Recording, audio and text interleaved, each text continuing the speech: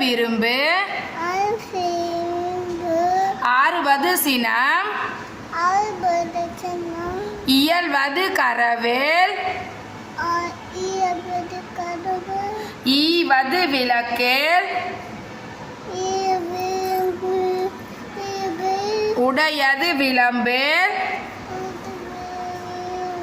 ஊக்கமது கைவிடேல் எண்ணெழுத்து இகழேல் ஏற்பது இகழ்ச்சி